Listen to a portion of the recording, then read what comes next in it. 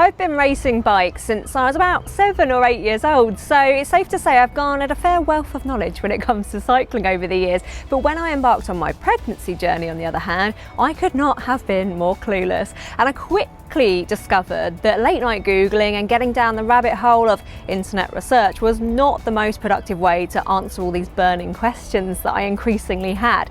And I really don't want other people to feel as in the dark as I did in those early weeks when it comes to what you should and shouldn't be doing on the bike and continuing to exercise when you're expecting. So in this series, I'm going to turn to the experts to try and find some more definitive answers. I'm Becca Charlton, a TV presenter and journalist with a huge love for cycling. I have the great privilege of presenting coverage of the Women's Tour for ITV. I front a women's cycling show called The Bunny Hop, and I'm a regular these days here at road.cc, among e-racing coverage for Zwift and plenty in between. I like to keep busy. In this episode, we're focusing in on the earlier stages of pregnancy, known as the first trimester, the part where you probably won't be showing very much, but you probably will have a ton of unanswered questions like I did. A number of high-profile women have cycled all the way through to full term and returned very successfully to the sport, which, as I'm discovering, is no small feat. But if you're an amateur rider like myself, what do we really need to know in the early weeks? But first, we'd like to thank our partners Cannondale and LA for making this series possible. Whilst I'm obviously not a pro athlete or a pro cyclist and don't race anymore, I do follow the pro cycling season. So I think it's quite easy to go into another year saying, oh, I'll have children later, I'll maybe put that on the back burner, because you don't want to stop progressing in the career you love or doing what you love. And I think it's quite hard to know what that might look like when you embark on a pregnancy journey. Am I going to have to take time off? Will I stop riding? Will I stop working? So it was a massive unknown, but so exciting, and felt so privileged to get pregnant in the first place, really. Dame Sarah Storey has now returned incredibly successfully to the sport after having both of her 2 children. She shared some valuable words of wisdom with me. Well, I had 2 different experiences, because with my first pregnancy I wasn't fit. I was having time off. When I started riding again, I was already pregnant. Whereas with my second pregnancy, I was already fit. So I actually raced with my second pregnancy. But with both of them, I just kind of did my own research and looked into what was sensible, and then went on feel and what felt right. And just kind of that common sense approach of doing stuff to protect the baby, which obviously meant keeping fit and healthy, because if you're used to that level of activity, suddenly stopping would be more detrimental than anything. I think the first 3 months are a really interesting time of pregnancy journeys, because there's a lot of documentation out there, a lot of athletes talking about returning to the sport and having really positive journeys, and that inspired me. But when I got pregnant myself and I started doing a bit of research and looking into the things that I felt were unanswered for me, I realised that not many people talk about the first trimester, because of course for very valid reasons, myself included, you don't always want to disclose the fact you're pregnant until you get to your 12-week roughly scan, and that you know that things are on the right track. I continued working throughout, and I think a lot of people said to me in the first 3 months, you'll want to nap, you'll feel like you're on sleeping pills, you'll probably have morning sickness. But the reality for me was that it wasn't morning sickness. I unfortunately felt sick or was sick all day and then part of the night as well. So for me, I was like, anyone telling me this is morning sickness, it's a myth, it's a myth. And there were some quite funny, in hindsight, funny anecdotes that I'd love to share. I'd got to the end of a very long day, long starts, done loads of amazing interviews with all the athletes throughout the day, followed the stage, wrapped it all up. And I was really suffering with sickness and not being able to really eat anything. So the moment we got to the end of filming, I thought, do you know what? I just have to eat some carbs. And I went and found this like chip shop on the seafront, and I sat down on the curb, like practically laying slumped on a pavement behind all the broadcast trucks. And I thought, right, I've just got to get some food in me. I feel so sick. And then of course we'd wrapped filming and Mark Cavendish walked past back to his car and saw me sat on the pavement. And of course I wanted to say to him so badly, this is not my usual style, eating chips behind a van on the floor, but I'm so ill from pregnancy pregnancy symptoms, but I couldn't tell him. And so I had a lovely chat with him, and I was just so embarrassed, thinking, like, what is he thinking? Like, why is she laying on the floor with chips? But that's the kind of thing that you maybe don't talk about at the time. But when I spoke to other people, so many people go through it. In fact, I'm sure everybody goes through it, but we don't always say it. Roos Hoogeboom retired from the Pro Peloton in 2020 and now represents the Cyclists Alliance. Now she's currently pregnant and in her second trimester. Like, you also started feeling nauseous, and that was, I think, then the hardest part, because you try to hide that a bit, especially when you're with other people and you're in meetings and whatever.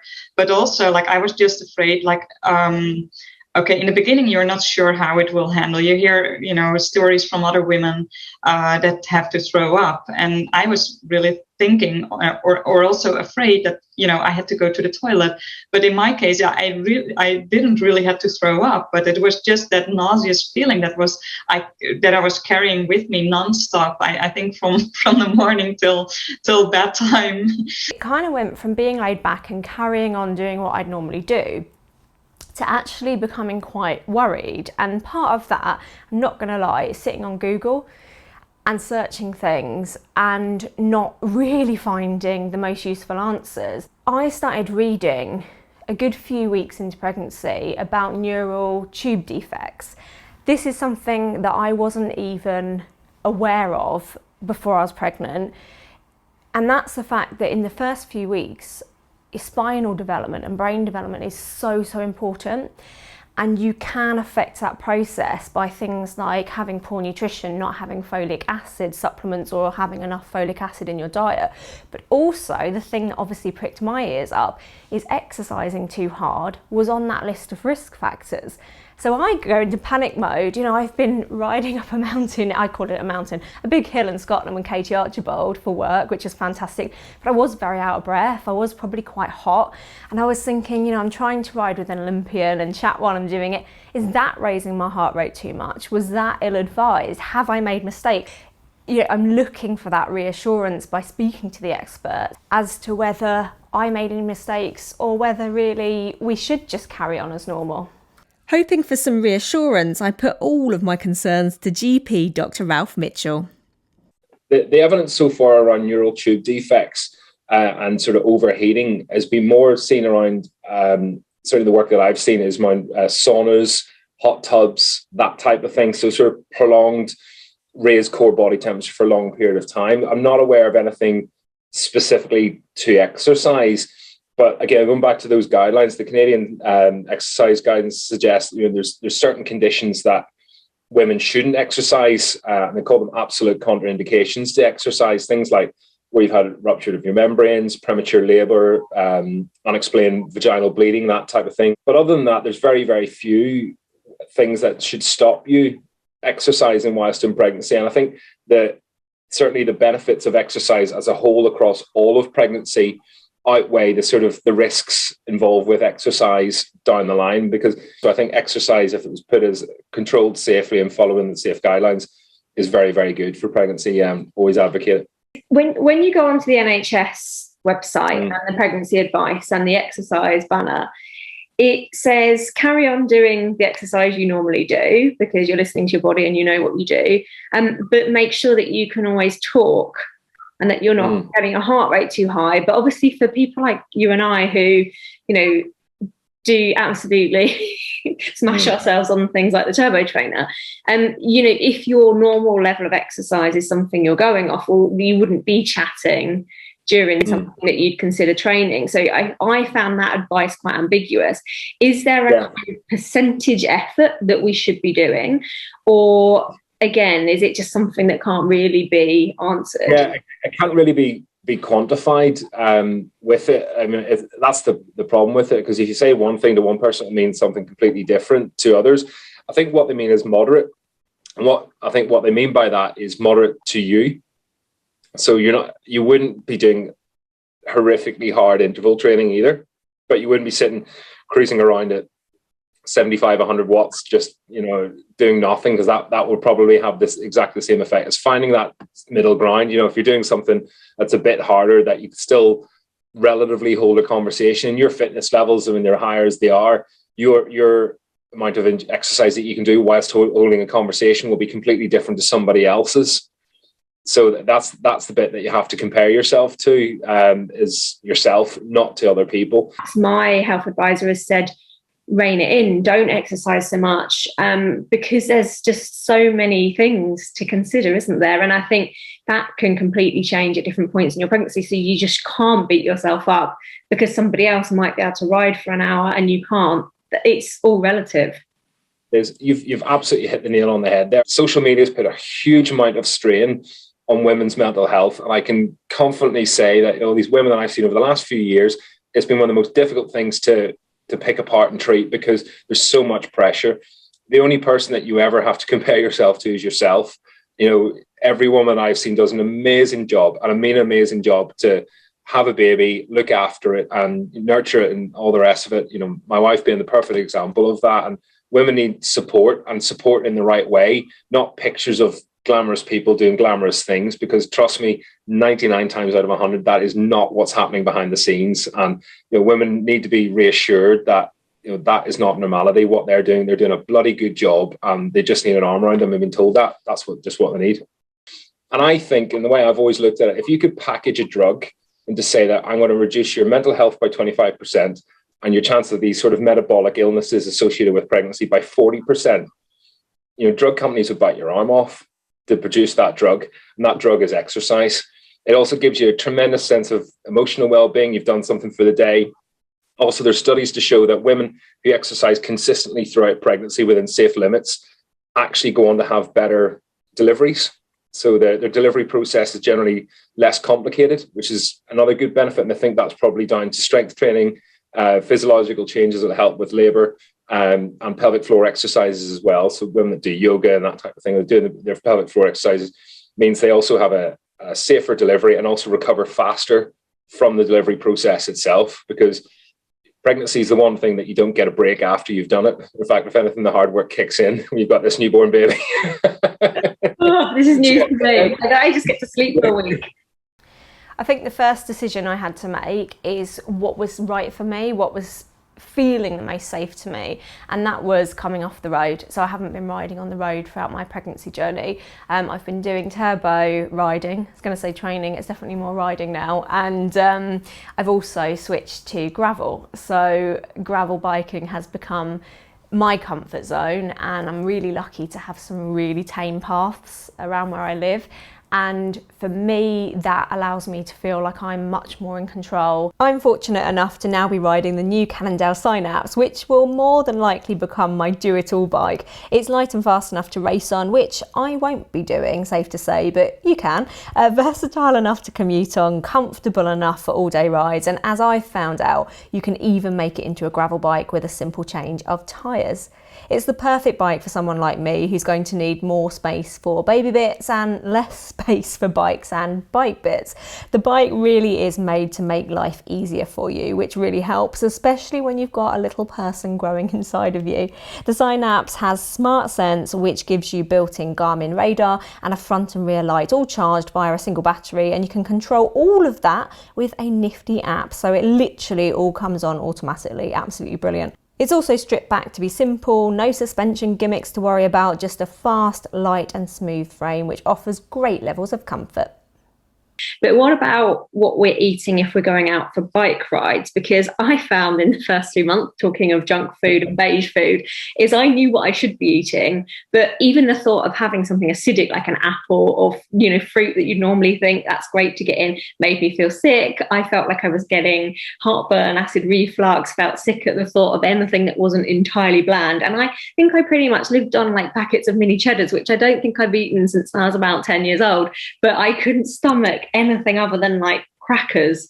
I don't know if this is what other people experience, but when I was going for bike rides, there wasn't a lot I could eat. So what would be your advice for making sure you're not going out and not fueling your body? Oh, look, absolutely. I mean, if you think about it in a purely simplistic terms, if you went out hypoglycemic, in other words, with low blood sugar, gone on a bike, cycled 2 hours from home, feeling pretty rough, and then keeled over at the side of the road with low blood sugars and no supply, I mean, that would be disastrous. So those are the times when you have to, like I said at the start, is listen to your body, listen to what your body can do for you that particular day, and say, right, I'm feeling a bit low. I don't have much of an appetite. Maybe an indoor turbo session might be the only thing I feel like doing if I want to do anything at all. And you might not want to feel like you do anything that particular day. Don't feel guilty if you can't exercise that particular day. You know, my experience, pregnancies have good days and bad days. Do what you can on the good days and don't beat yourself up about the bad days. Just listen to your body, take it easy and enjoy the process and enjoy what comes at the end of it. So I feel really fortunate that I've been going through the pregnancy journey just a couple of weeks behind Elinor Barker, and her and I have been texting a lot, sharing nuggets of information. And because she's slightly ahead of me, of course I'm messaging going, oh, have you felt like this? Please tell me you don't feel sick anymore because I know you've hit this week. Does it get better? So it's been like really fun just messaging each other bits of advice. But she's been sharing her journey on Instagram as well. So Elinor Barker's a brilliant one to follow and she's really open and honest. Somebody else that's just given birth is Nikki Bramier, ex-pro. And again, she's been on hand for advice, but she documents everything as well. And one thing I learned from her was she was having those little fizzy love hearts, like refresher sweets. Again, I probably hadn't had since I was a kid. And she said, oh, it really helps when it fizzes up and it sort of alleviates a bit of that sickness and heartburn. So I was like, right, I need to go to the shop and buy love hearts and see if these things work. So I think, you know, again, it can be so individual, but when you follow these credible accounts, it's inspiring and they have so many good tips. The other person that I follow and would recommend following is Professor Emily Oster, and she published the book Expecting Better. Again, she's always on Instagram with Q&As and advice, so another really good account to follow.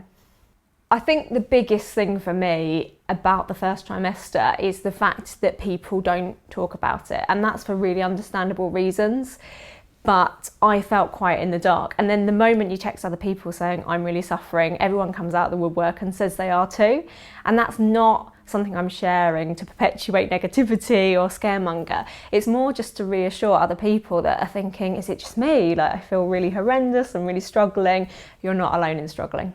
That also pregnancy is a whole way of discovering what your body is capable of, and being aware of that your body is working super hard, like 24 hours during the night when you sleep, but also during the day. I think that's and I think cyclists are just, you know, those people with that's mental toughness, so they don't complain so easily. So that's maybe also that I'm nauseous, but I don't throw up, so it's not serious. You know, that was what I was telling myself. Well, there you have it. We probably all need to be a bit kinder to ourselves, compare less, and choose our social media following wisely. I hope you found it as reassuring as I did to hear from a GP that shares our huge passion and knowledge for cycling. And if you've got any comments or questions on the back of episode 1, I'd absolutely love to hear from you. Just pop those comments below. Now, if you like this video, please do give it a like and a subscribe because it really helps the channel. And I'll see you next time if I still fit in the frame. See you then.